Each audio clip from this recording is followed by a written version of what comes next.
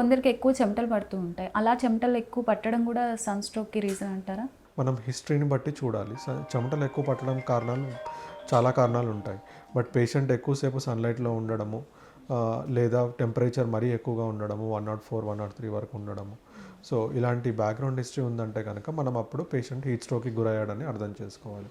So, sweating ఒకటే కారణం అని మనం అనుకోలేము మనం. ఓకే. ఇంకా బీపీ, షుగర్ ఉన్న వాళ్ళకి ఈ సన్ స్ట్రోక్ ఎక్కువ వచ్చే అవకాశాలు ఉంటాయంటారా? బీపీ, షుగర్ ఉన్న వాళ్ళు యూజువల్‌గా ఏంటంటే వాళ్ళ ఏజ్ ఆల్రెడీ ఎక్కువ ఉంటుంది. సో, వాళ్ళు కొన్ని మెడికేషన్స్ అనేవి వాడతారు. సపోజ్ బీపీ మెడికేషన్స్ ఎలాగంటే బీటా బ్లాకర్సే గానీ, డయూరెటిక్స్ అంటాం. సో, ఇవేంటంటే మన బాడీలోంచి వాటర్ తీసేస్తుందనమాట. ఇలాంటి మెడికేషన్స్ వాడినప్పుడు వాళ్ళు సన్‌లైట్‌లోకి వెళ్తే గనక సో, వాళ్ళకు ఇలాంటి కండిషన్స్ హీట్ స్ట్రోక్‌కి గురయ్యే ఛాన్సెస్ ఎక్కువగా ఉంటాయి.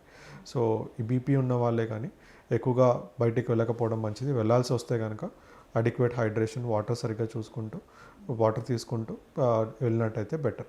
అండ్ డయాబెటీస్ ఉన్న వాళ్ళకి కూడా డీహైడ్రేషన్కి ఆల్రెడీ డీహైడ్రేషన్లో ఉంటారు వాళ్ళు.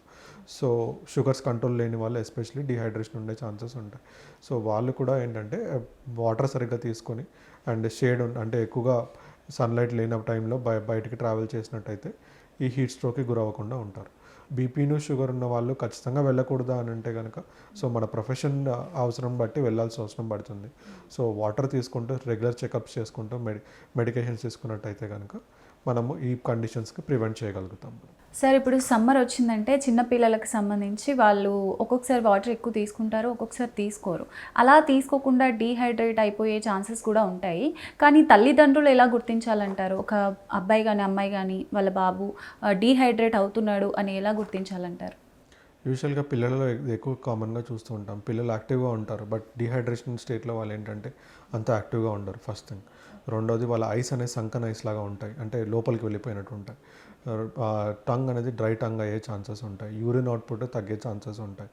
సో, ఇవన్నీ కనుక మనము ప్రివెంట్ చేయగలుగుతాం. సఫిషియెంట్ వాటర్ ఇంటేక్ కనుక రెగ్యులర్గా ఇస్తే కనుక ప్రివెంట్ చేయగలుగుతాం. సో, వాటరే కాకుండా కోకోనట్ వాటర్ కూడా ఇవ్వచ్చు. కోకోనట్ వాటర్ కూడా ఎక్కువగా ఇవ్వకూడదు. Maybe once A week or twice A week better. Butter milk కూడా ఇవ్వచ్చు. ఏదైనా లిక్విడ్స్ పర్వాలేదు. కానీ కూల్ డ్రింక్స్ లాంటివి మాత్రం అస్సలు ఇవ్వకూడదు పిల్లలకి. ఓకే. ఫుడ్ హ్యాబిట్స్ ఎలా ఉండాలంటారు general? Food habits oily foods avoid చేసినట్టయితే బెటర్. ఈజీగా డైజెస్ట్ అయ్యే ఫుడ్ తీసుకోవడం బెటర్. ఫ్రూట్స్ ఎక్కువగా పెట్టడం బెటర్. ఫ్రూట్స్లో వాటర్ మిలన్లో వాటర్ కంటెంట్ ఎక్కువ ఉంటుంది కాబట్టి వాటర్ మిలన్ లాంటివి తీసుకుంటే బెటర్గా ఉంటుంది. వాళ్ళు హైడ్రేటెడ్గా ఉంటారు, కాంప్లికేషన్స్ గురవ్వకుండా ఉంటారు. అండ్ వాళ్ళు చాలా యాక్టివ్గా ఉంటారు కాబట్టి ఎక్కువ డీహైడ్రేషన్ ఉండే ఛాన్సెస్ ఉంటాయి. సో, రెగ్యులర్గా పేరెంట్స్ ఎంకరేజ్ చేయాలి ఫ్లూయిడ్స్ తీసుకోవడానికి. సో, ఈ సంకన్ ఐసే కానీ, డ్రై ఐసే కానీ, యూరిన్ తక్కువ రావడం లాంటిది ఏమైనా ఉంటే కనుక ఇమీడియట్గా కొంచెం ఇంటేక్ అనేది ఓరల్ లిక్విడ్ ఇంటేక్ అనేది పెంచాలి పేరెంట్స్. సార్, ఇప్పుడు ప్రెగ్నెన్సీ ఉమెన్కి సంబంధించి సమ్మర్ వచ్చిందంటే చాలు వాళ్ళు ఓవర్ టేక్ ఎక్కువ తీసుకుంటారనమాట. వాళ్ళకి సంబంధించి ఎక్కువ వాటర్ తాగేయడం, ఎక్కువ కోకోనట్ వాటర్ తాగేయడం. సో 6 months తర్వాత కోకోనట్ వాటర్ కంటెంట్ ఇలా ఎక్కువ తీసుకుంటూ ఉంటారు. సో మీరేం చెప్తారు? అంటే ఎక్కువ తీసుకోవాలంటారా? అదేమంటారు? సో, ప్రెగ్నెన్సీ అనేది ఒక స్పెషల్ కండిషన్. సో, ఇలాంటి కండిషన్లో మనం వాటర్ ఇంటేక్ అనేది యూజువల్గా ఎక్కువే తీసుకోవాలి. బట్ కొంతమందికి ఏంటంటే రెస్ట్రిక్షన్ అనేది ఉంటుంది. సో, ఆ రెస్ట్రిక్షన్స్ని బట్టి ఫ్లూయిడ్ రెస్ట్రిక్షన్ పెడతారు. కొంతమంది కాళ్ళు వాపులు రావడం లాంటిది ఉంటే కనుక సో, యూజువల్గా అది ఒకటి గమనించాలి. అండ్ వాటర్ ఇంటేక్ కూడా ఆప్టిమమ్గా ఉండాలి. ఎక్కువగా కూడా తీసుకోకూడదు. అండ్ కోకోనట్ వాటర్ ఎక్కువ తీసుకున్నట్టయితే కనుక బాడీలో పొటాషియం లెవెల్స్ పెరిగే ఛాన్సెస్ ఉంటాయి. సో, ఎవరికైనా కానీ కోకోనట్ వాటర్ మరీ ఎక్కువగా ఇవ్వకూడదు.